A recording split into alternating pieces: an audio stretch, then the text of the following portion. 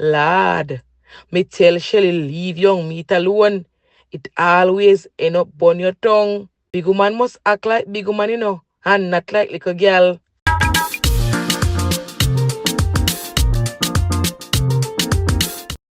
The community of Yalas in St. Thomas was always quiet in the mornings, waves brushing the shore, palm leaves whispering, and the smell of salt drifting through the air. It was peace, the kind that made people forget. But for one woman, peace was just a disguise for loneliness. Shelly Brown, 48, independent, beautiful, and tired of pretending she didn't miss love.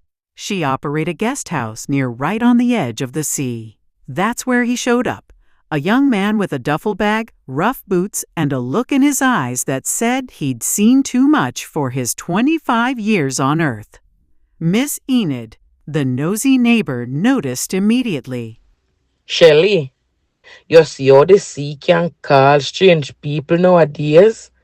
Look pon that the one day, I look like him lost him shadow. Shelly laughed softly, shaking her head. The young man walked up to her gate. Morning, miss. I see a sign. You still are in rooms? Yes, I do. You looking for a short stay? Maybe longer. Me new to St. Thomas. Just need somewhere to stay for a while. His voice was calm, gentle, but his eyes, they were heavy with stories.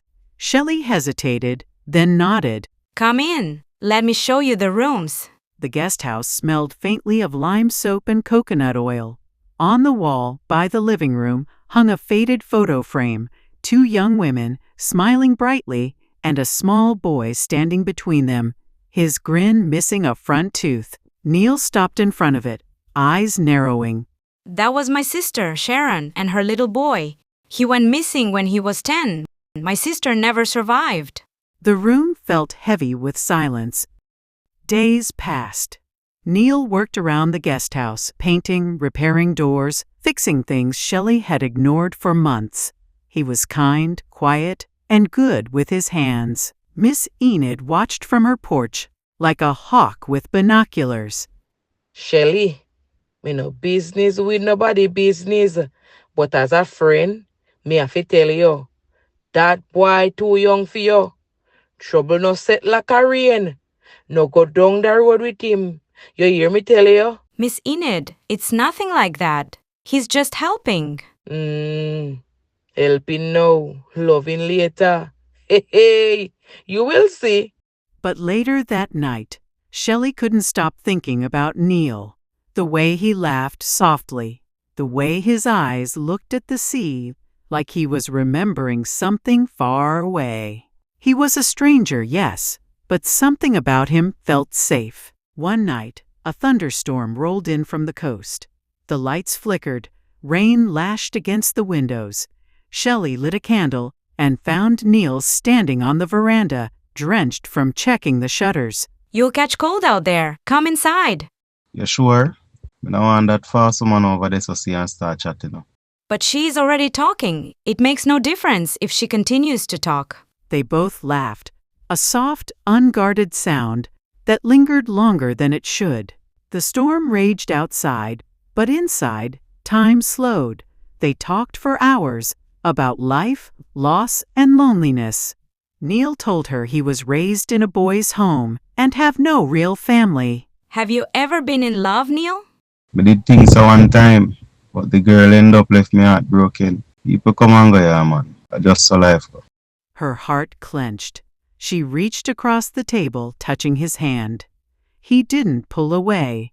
The candlelight danced between them, her soft gaze, his hesitant breath. There were no words, just a quiet pull neither could resist. That night, the lines blurred between two lonely souls. They made passionate love, and by morning, neither of them could pretend that they are not in love with each other. For the first time in years, she felt young again. Miss Enid, of course, noticed everything. Lad, me tell Shelly leave young meat alone. It always end up burn your tongue. Big woman must act like big woman, and not like little girl.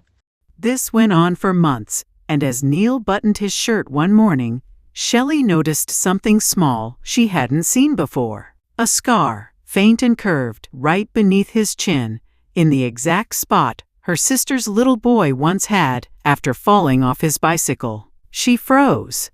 Neil, where you get that scar? But I really don't know. From me picking me have it. Don't remember much from back then. The smile slipped from Shelly's face. The rain began again, softly this time, like a warning. Shelly stared at him, her heart twisting with something she couldn't name. Love? Fear? Or the first whisper of a truth too painful to speak? She didn't know what to believe. The scary thought came to her mind, but then she thought it couldn't be true. How could it be? But deep down, something told her this love was built on secrets, and secrets have a way of coming home. Shelly had promised herself not to date younger men because her nephew's body wasn't found back then. Unfortunately, she totally forgot about that promise when she met Neil. She shaked the feeling and continued their romance, convincing herself that her nephew is not among the living. But things would never be the same after that morning. Find out what happened next in part 2. Get this video to 1K likes and comment part 2 for more. Don't forget to like, share, and subscribe if you haven't done so already. Thanks for watching and stay tuned.